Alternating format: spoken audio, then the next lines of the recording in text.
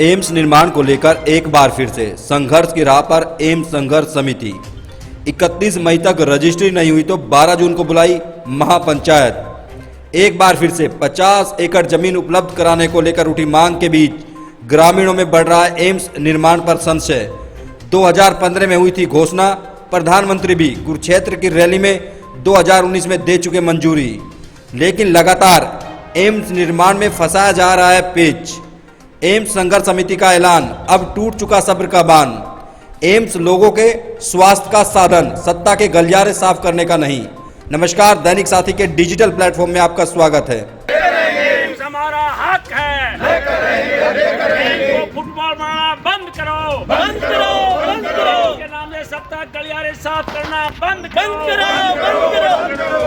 लोगों की एकता जिंदाबाद, जिंदाबाद, जिंदाबाद। संघर्ष समिति जिंदाबाद, जिंदाबाद, जिंदाबाद। हरियाणा के रेवाड़ी में प्रधानमंत्री स्वास्थ्य सुरक्षा योजना के तहत बनने वाले all India institute of medical science अर्थात एम्स निर्माण को लेकर एक बार फिर से एम्स संघर्ष समिति आंदोलन की राह पर है। एम्स संघर्ष समिति ने सोमवार को एक आपात बैठक कर सरकार को चेतावनी भरे लहजे में कहा कि all India institute of medical science लोगों के स्वास्थ्य का साधन है, सत्ता के गलियारे साफ करने का नहीं।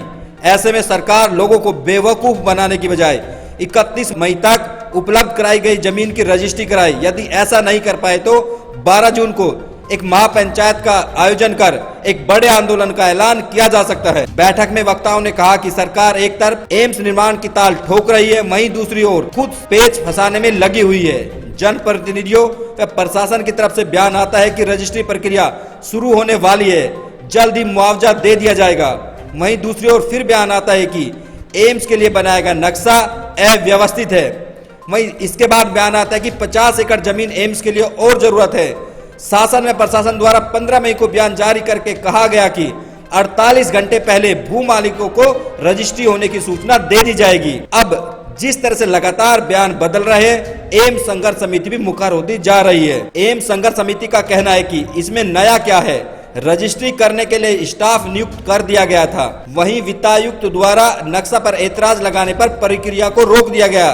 रोकने के बाद 50 एकड़ जमीन की ऊपर से मांग कर दी गई, जबकि देश में प्रधानमंत्री सुरक्षा योजना के तहत निर्माणाधीन एम्स 50 एकड़ जमीन में बन रहे हैं। इसको लेकर शासन व प्रशासन ने कोई जवाब नहीं दिया। संघर्ष समिति ने कहा, अब हम सरकार से जानना चाहते हैं कि क्या एम्स के लिए पारित नक्शा को मंजूरी मिल गई है, क्या 50 एकड़ जमीन की मांग छोड़ दी गई है।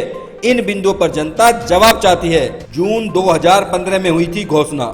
हरियाणा के रेवाड़ी में all India institute of medical science बनाने की घोषणा प्रदेश के मुख्यमंत्री मनोहर लाल खट्टर ने भावर में आयोजित रैली के दौरान 2015 में की थी। 3 साल बाद अर्थात 2018 में जब केंद्र सरकार की ओर से निर्माण को मंजूरी नहीं मिली तो रेवाड़ी पहुंचे मुख्यमंत्री मनोहर लाल खट्टर ने कहा था कि एम्स की घोषणा दबाव में कर दी गई थी, ऐसे में एम्स फिजिबल नहीं है। मुख्यमंत्री के इस बयान के बाद दक्षिण हरियाणा की राजनीति में मानो भूचाल आ गया। इसके चलते एम्स संघर्ष समिति की ओर से मनेठी में 127 दिन तक धरना दिया गया। लोकसभा चुनाव के मद्देनजर दक्षिण हरियाणा में बड़ा आंदोलन होने के चलते सरकार पर भी दबाव था। ऐसे में 12 फरवरी को हरियाणा की धर्म नगरी कुरुक्षेत्र पहुंचे प्रधानमंत्री नरेंद्र मोदी ने मनेठी में एम्स निर्माण की घोषणा की। इसके बाद केंद्र सरकार ने भी एम्स निर्माण के लिए 1299 करोड़ रुपए के बजट का आवंटन किया। इतना ही नहीं, एम्स निर्माण को मूर्त रूप देने के लिए एक डायरेक्टर की पोस्ट भी क्रिएट कर दी गई। प्रोजेक्ट रिपोर्ट में बताया गया कि 700 बेड वाले इस अस्पताल में मेडिकल की भी पढ़ाई कराई जाएगी, जिसमें 100 MBBS की सीट का निर्धारण किया गया। ऐसे में कारण कुछ भी रहा हो, आज तक एम्स निर्माण के नाम पर एक भी ईंट नहीं लग पाई है।